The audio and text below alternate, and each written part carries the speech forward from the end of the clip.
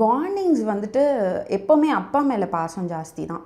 பெண் பிள்ளைங்கனாலே அப்பா மேலே பாசம் ஜாஸ்தி. அவங்க என்ன தப்பு பண்ணாலும் அந்த தப்பை ஓரமாக வச்சிட்டோன்னா அப்பானா ரொம்ப இஷ்டம். அதே மாதிரி அம்மா மேலே வந்துட்டு ஒரு ரெஸ்பெக்ட் உண்டு. பட் ஆனால் அது நம்ம பாசத்தை வந்து நம்ம ஷோகேஸ் பண்ண மாட்டோம். ஜென்ரலாகவே அம்மா மேலே வந்துட்டு நம்ம ஷோகேஸ் எல்லாம் பண்ண மாட்டோம். ஸோ சிஸ்டரு ஆப்வியஸ்லி கூட பிறந்தவங்க கூட என்ன கனெக்ட் இருக்குமோ அப்படி தான் இது வரைக்கும் போயிட்டு இருந்துச்சு. அப்பா தப்பு பண்ணியிருந்தா தனியாக தூக்கி வச்சுருவோம் அப்படின்னா என்ன பண்ணார் அப்படி அப்பா? அவங்க கொஞ்சம் ஆல்கஹாலிக், குடிச்சிட்டாங்கன்னா என்ன பேசுவாங்கன்றது தெரியாது, எப்படி ரியாக்ட் பண்ணுவாங்கன்றது தெரியாது. சண்டைங்க நிறையா வரும் வீட்டில்.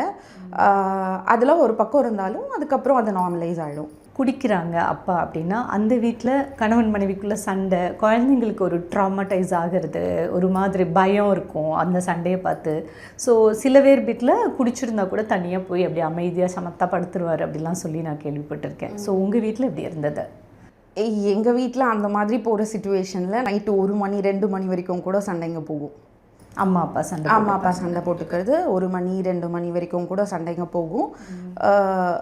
அது அப்படியே அடுத்த நாளைக்கு நார்மல் ஆகிடும். நடந்தது தெரியாத மாதிரி நாங்களும் போயிடுவோம், அவங்களும் போயிடுவாங்க. இதான் நடக்கும். அப்பா அம்மாவை குடிச்சா இருப்பாங்க. நீங்கள் இடையில குழந்தைங்கள போக மாட்டீங்க?